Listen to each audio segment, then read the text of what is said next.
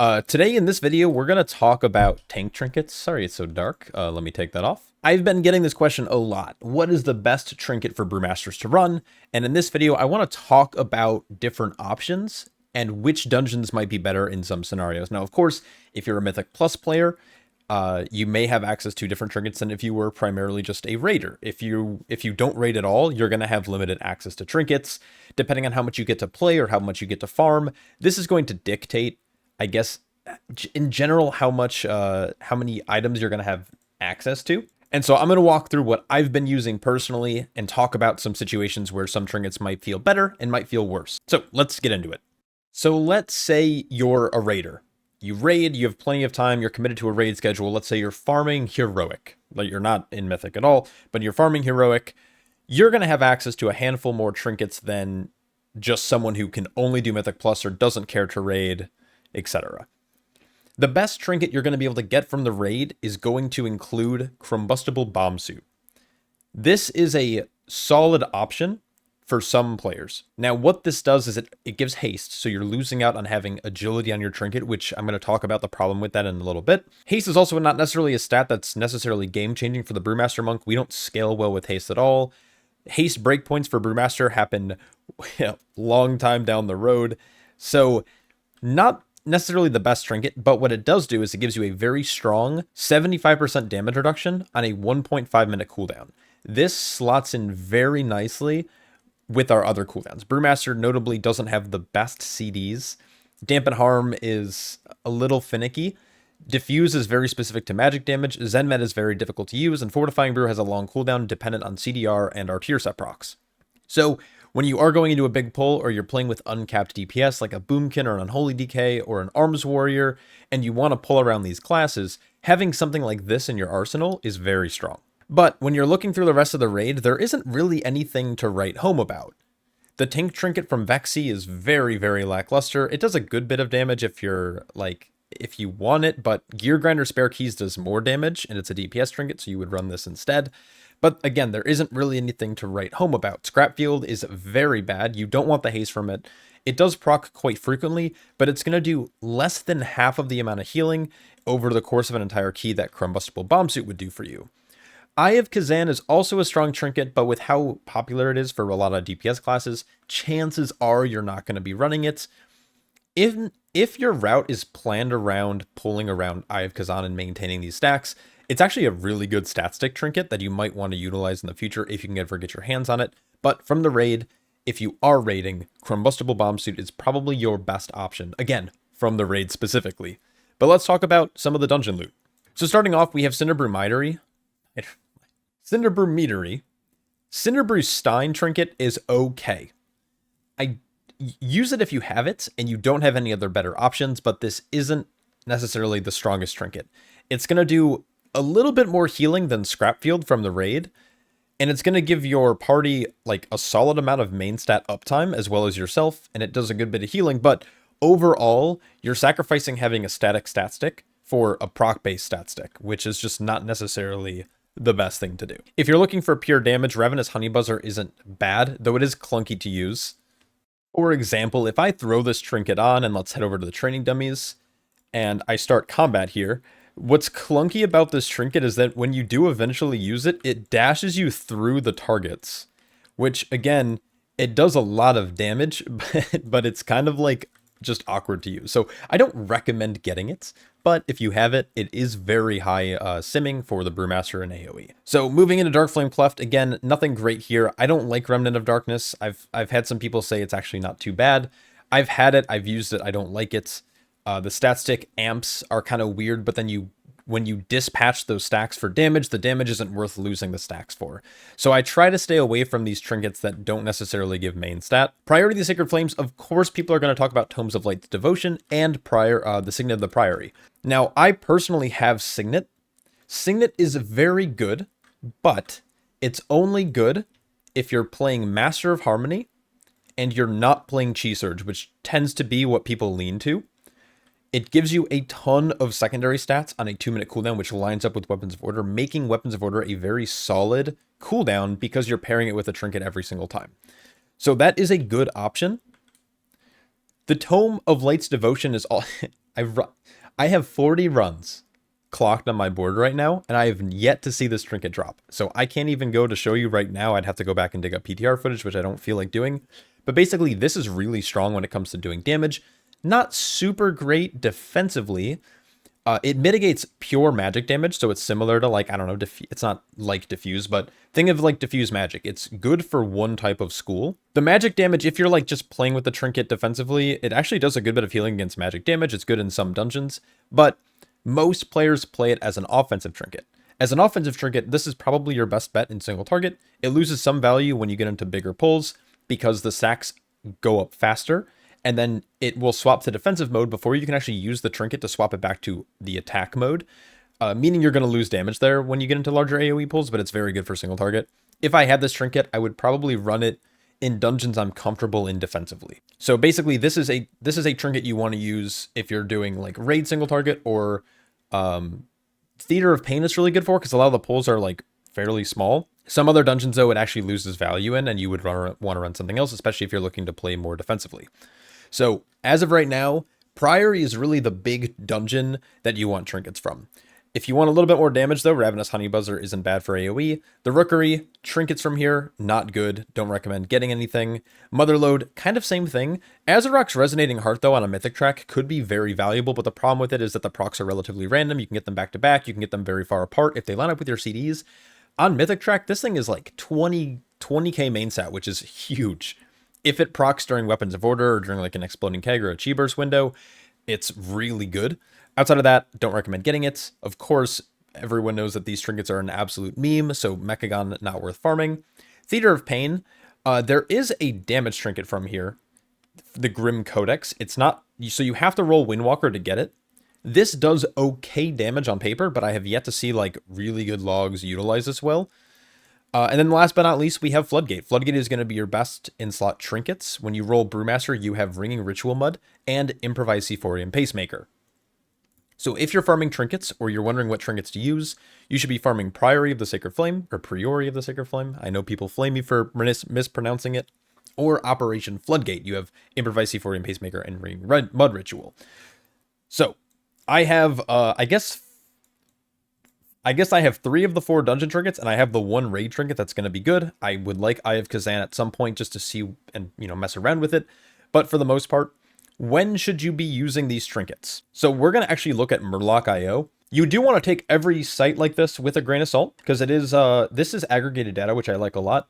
Archon does something similar that we can take a look at in a second. But when we come to Murloc.io, sorry for all these like random ads, Seaphorium Pacemaker is being ran by the majority of the populace. This is because it's main stat. Main stat is extremely valuable and increases the effectiveness of our stagger. We can see here by going into our character page. Right now I have 64,000 agility, and my stagger effectiveness is at 45%. When I go and I equip this trinket, it's going up to 46%. Now that doesn't seem like a lot, but you haven't taken into account that it's obviously main stat is on all my gear. And on top of that, when we do start attacking stuff, we gain Shuffle, which increases the effectiveness of our stagger. And so with stagger being the primary way we mitigate damage, you want main stat on your trinkets if you can. Seaphorium Pacemaker is pretty much the go-to. Everyone, or almost everyone, is running it. There are a couple people who aren't, but I'm going to break that down in a couple seconds. As a defensive trinket, though, we have Ringing Ritual Mud. Now, the reason why this actually trumps Combustible Bomb Suit is that while it is a 2-minute cooldown, and it's not necessarily a DR, it's not a DR because it's preventing 100% of the damage that's coming in, unlike Combustible Bomb Suit, which prevents 75% of the damage you're taking in.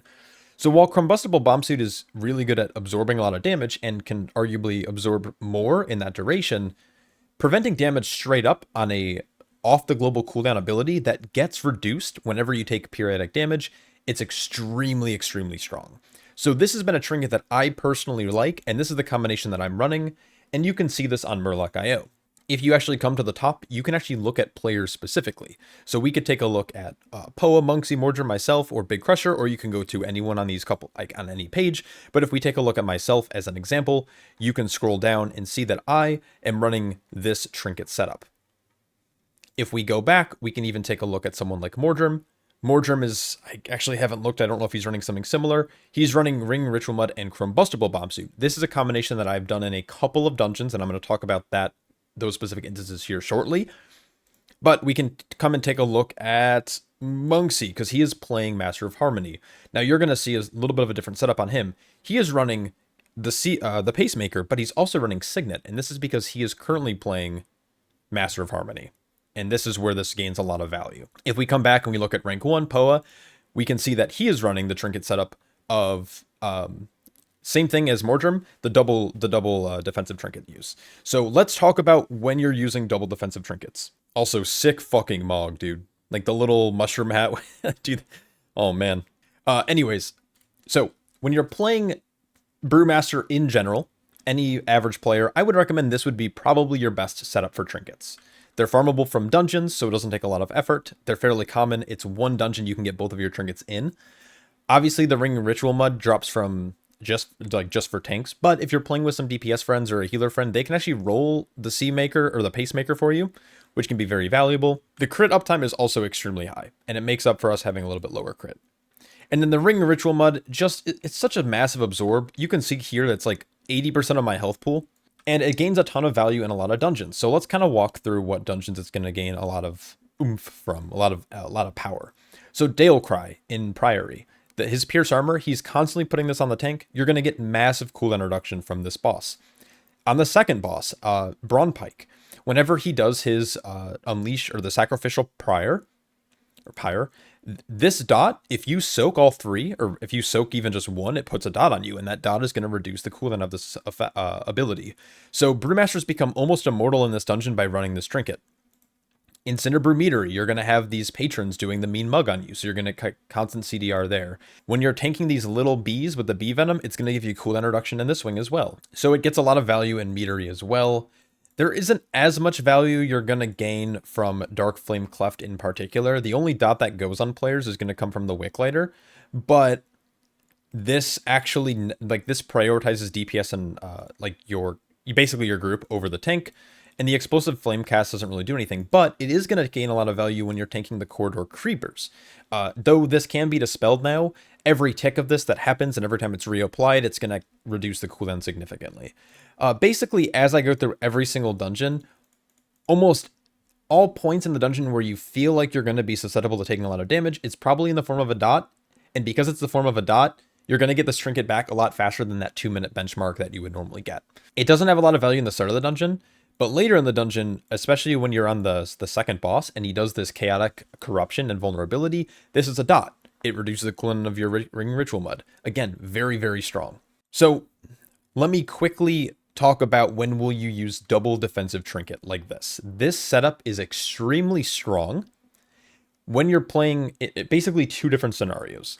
When you're doing the highest level of push key for yourself and you want to feel extra safe and you feel like Dampen Harm, Fortifying Brew, and Diffuse Magic aren't going to be good enough, you can slot this as 2 additional cooldowns that you can use in big pulls. When I'm going into a new key, let's say Cinderbrew Meadery, I was going into a Cinderbrew 17 Meadery I believe it was last week at the time of recording this video now.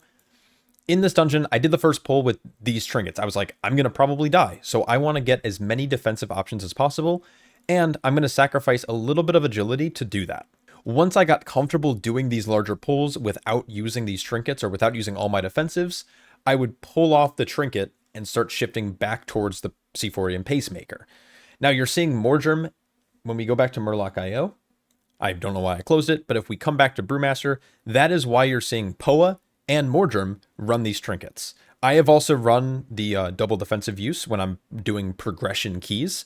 I don't think Big Crusher is going to be running. He's going to be running that Signet as well with Master of Harmony.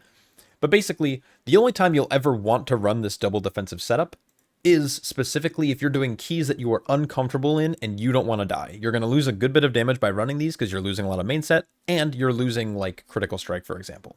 And that's like the last thing I want to talk about is deciding when to do damage versus survivability. And this is okay. And I think this is, it's a big problem why I have an issue with like tank theory crafters, because it's theory crafting for DPS is easy because it's math. It's just what does the most amount of damage in a given situation. Where tank tanking is, it's can be theoretical, but it requires like practice and attempts to figure out and to piece together. You can mathematically figure out what does the most damage to the tank, and you can probably mathematically figure out what reduces the most amount of damage you're going to take in a given key. But sometimes those given instances aren't what you necessarily need to take. It's the argument like playing Quicksip versus Oxdance versus double stack of high tolerance versus like Anvil and Stave. It's why one with the wind mathematically doesn't make sense, but in practicality it actually works in a lot of dungeons. I guess when you're going into a dungeon that you might be unfamiliar with, let's say you have all 12s and now you're getting into 13s and you aren't sure if you're going to live, shift to a more defensive build, shift to more defensive trinkets. Once you get comfortable or you realize that it's overkill, or maybe you record yourself play and you go back and you're like, oh wait, I didn't use that trinket as much as I probably could have, which means that I felt safe, meaning that I can probably drop the trinket for more damage. So maybe I didn't need Chrome Bustable Bomb Suit and maybe I can run Pacemaker. Maybe I don't need Ringing Ritual Mud and I can actually play Ravenous Honey Buzzer or Tome of Light's Devotion for more damage on bosses. Making these decisions takes practice and takes time. If you are going into a progression scenario, playing a little bit more defensively isn't a problem. Maybe you guys failed the timer because you were missing some boss damage. Maybe you failed the timer because packs weren't dying quick enough. And sometimes the tank can make a decision to play more aggressively in terms of damage by sacrificing survivability. But if you're overdoing it on the survivability end, you'd rather do that first than find out trying to go for a damage build and wiping is actually bricking keys versus failing the timer due to low damage.